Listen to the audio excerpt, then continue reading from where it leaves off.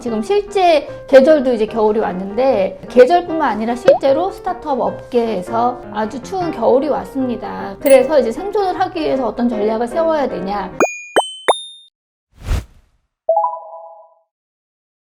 네, 안녕하세요. 스타트업 전문 로펌 법무법인 별의 강혜미 변호사입니다. 요즘 스타트업이 어느 때보다 되게 어려운 시기예요. 그래서 스타트업 혹한기라고 하는데요. 지금 실제 계절도 이제 겨울이 왔는데 계절뿐만 아니라 실제로 스타트업 업계에서 아주 추운 겨울이 왔습니다. 하루 건너 폐업 소식이 들려오고 실제 투자 유치도 많이 위축되어 있습니다. 저희가 실제로 이제 저희 고객사들도 투자를 앞두고 딜이 안 되는 경우도 많았고요. 그래서 올해 1분기까지는 저희가 정말 투자 자문을 많이 했었는데 한 4, 5월부터 조금씩 줄어들다 싶더니 하반기 들어서는 정말 투자가 많이 줄어들었습니다. 그래서 진짜로 저희는 이제 업계에 있으면서도 진짜 스타트업 시장이 어렵고 정말 지금이 되게 힘든 시기구나 라는 걸 느끼고 있습니다. 하지만 그렇다고 해서 투자가 아예 안 일어나고 그러진 않아요. 이런 추운 겨울 속에서도 투자는 이루어지고 있고요. 예전보다 투자를 받는 게 어려울 수는 있겠지만 그래도 좋은 스타트업의 경우에는 투자의 기회는 여전히 있다. 그리고 투자의 기회를 잡아라 라고 말씀드리고 싶습니다. 투자 받을 수 있을 때 많이 받아두는 것이 이제 좋습니다. 저는 원래는 투자 신중론에 가까워서 아무 때나 제발 아무한테나 많이 받을수록 좋은 것도 아니다. 지분율 고려해서 해야 되고 투자를 받을 때 신중하라는 그러니까 그런 입장이었는데 이제는 받을 수 있을 때 빨리 받아라.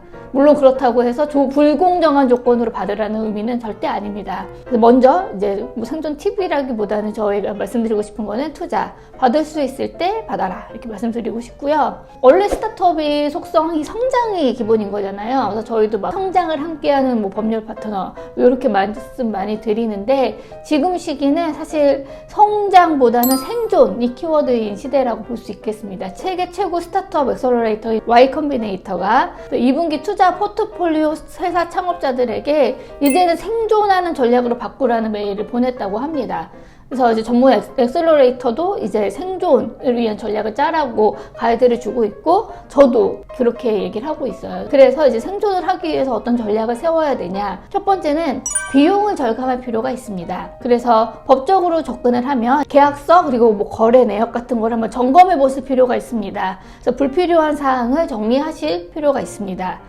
그래서 법적 리스크를 대비하기 위해서 이제 계약서를 저는 한번 검토를 해볼 걸 이제 추천드리고요. 요즘에 이제 그렇게 하다 보니까 거래 내용, 계약 같은 거 정리하다 보면 법률 구문을 맺고 있는 경우에 이제 요거를 좀 정리해야 되지 않을까 하는 생각을 하시는 고객분들 몇 분 계시는 것 같은데 법률 자문은 이런 위기 상황일수록 반드시 필요합니다. 그래서 꼭 법률 구문 계약을 유지해 주시기 바라고요. 그 외에 쓸데없이 나가는 비용은 없는지 한번 계약서 보시고 거래관계 점검해 보실 필요가 있습니다. 그리고 이제 비용 절감하면 가장 많이들 이제 얘기하시는 게 사실 인건비죠. 스타트업도 마찬가지고 저희 법인도 마찬가지고 인건비가 차지하는 비중이 되게 높은 편이어서 회사가 어려우면 일단 구조조정 얘기가 이제 나옵니다. 그래서 최근에 오늘에도 전 직원을 상대로 권고사직 통보했고 푸르밀이라는 안정적인 회사였던 회사도 최근에 전 직원에게 권고사직을 했다고 알려져 있습니다. 그래서 오늘해나 푸르밀 사례뿐만 아니라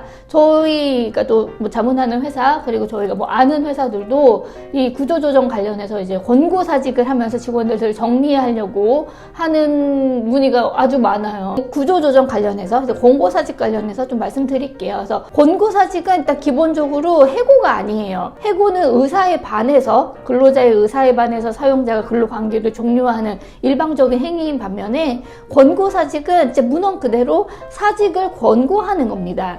그래서 결론적으로 회사는 근로자에게 이러이러한 사정으로 이런 이유가 있으니 사직을 하는 게 어떻겠니 제안을 하고 근로자 입장에서 그 얘기를 듣고 수용을 해서 결국 합의하에 근로관계를 종료하는 게 권고사직입니다. 회사는 권고사직이라고 했지만 근로자가 이걸 해고로 받아들이면 해고가 될 수 있어요. 의사에 반해서 해고하게 되면 안 되는 겁니다. 그래서 권고사직은 근로자의 자의에 의해서 이루어져야 되고 만약 근로자가 권고사직에 응하지 않는다면 권고사직은 될 수 없는 거예요. 그 다음에 이제 근로기준법상 요건을 갖춰서 절차를 갖춰서 해고 절차를 진행하실 필요가 있다는 점 주의하실 필요가 있습니다. 여기서도 한 가지 이제 중요한 게 정리해고, 우리 회사가 어려우니까 나가라고 하면 다 이제 해고가 되는 걸로 생각하시는 경우가 있더라고요. 그렇게 될 수는 없다는 것도 아실 필요가 있습니다. 그래서 근로기준법 24조에서 이제 경영상 해고, 즉 정리해고에 대해서 요건을 정하고 있습니다.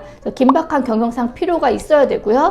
해고 회피 노력을 또 하셔야 됩니다. 열심히 노력했음에도 불구하고 안 됐을 때 해고하실 수 있는 거고요. 합리적이고 공정한 해고 기준을 가지고 해고를 하셔야 되고, 근로자 대표랑 50일 전에 협의를 해야 됩니다. 이런 절차와 요건을 갖춰야지만 비로소 정리해고를 할 수 있기 때문에 실무상은 좀 엄격하게 인정되고 있다는 걸 좀 아실 필요가 있습니다. 그리고 다음으로 중요한 거는 이제 미수금 관리 중요합니다. 그러니까 비용 절감도 중요하지만 받을 수 있는 돈도 이제 워낙 자금을 확보하시는 게 되게 중요하거든요. 앞에서 설명한 거랑 연결이 되는데 계약 관계 그리고 거래 관계를 한번 딱 확인해 보시고, 계약서상 뭔가 받을 근거 같은 거 다 확인해 보시고 미수 내역을 꼼꼼하게 점검하실 필요가 있고요. 그리고 이걸 회수하시는 게 되게 중요합니다. 그러니까 지금 이 시기는 서로 이제 미수금 같은 거 챙기고 서로 청구하고 이런 게 되게 중요한 시기예요. 나중에 회사가 더 상대방 거래처가 더 어려워지면 실제로 채권이 있어도 받을 수 있는 돈이 있어도 못 받을 수 있거든요. 저희도 이 미수금 관리가 되게 중요하다. 혹시 전에도 한번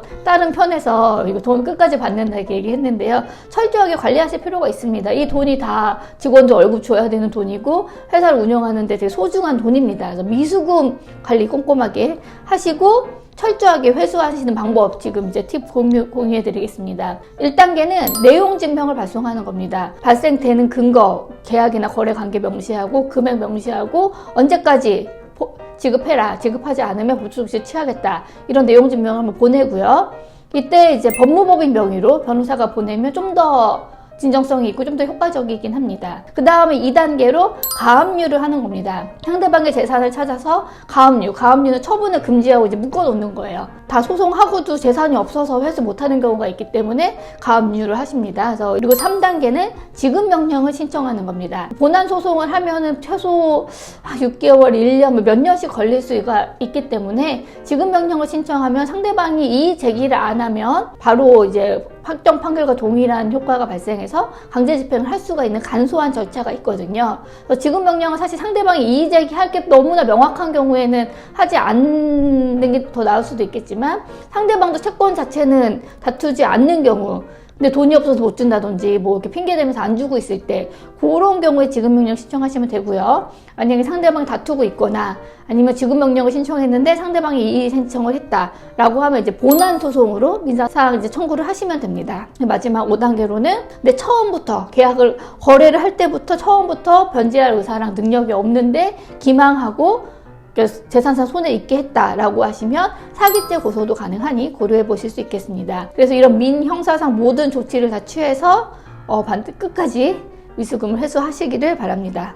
마지막으로 이런 위기 상황일수록 리스크 관리를 하실 필요가 있습니다. 회사가 사실 되게 안정적으로 운영되고 여유 있을 때는 사실 뭐 소송을 당하고 리스크가 터져도 그걸 수습하고 넘어가면 돼요. 오히려 그러면서 더 성장할 수도 있어요.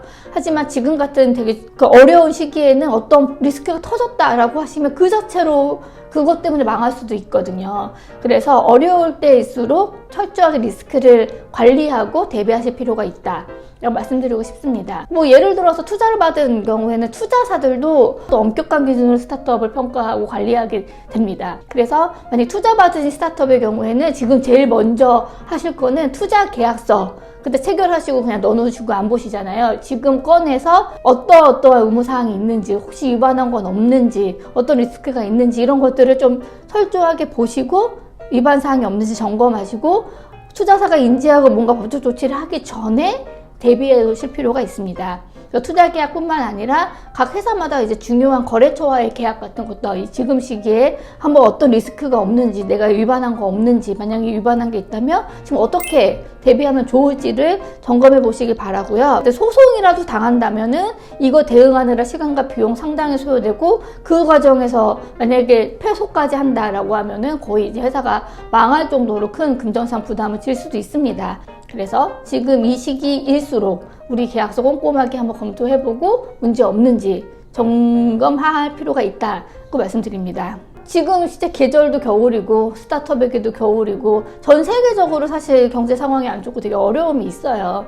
근데 저가 되게 좋아하고 제가 믿는 거는 겨울이 지나면 꼭 봄이 옵니다. 아마 봄이 진짜 실제 봄이 오지 않을 가능성은 높아요. 내년 정도까지는 스타트업이 계속 어려울 수는 있겠지만 계속 어려울 수만은 없거든요. 그래서 이 시기를 현명하게 견뎌내시길 바라고, 그때 저희가 법률 리스크를 이제 관리하는 차원에서 저희 법무법인 별에 또 자문을 받으시면 저희가 더 진정성 있게 더 그걸 공감하면서 필요한 자문 열심히 돕도록 하겠습니다. 저희 법무법인 별은 스타트업을 항상 응원하고 이 어려운 시기도 함께 우리가 극복했으면 좋겠습니다.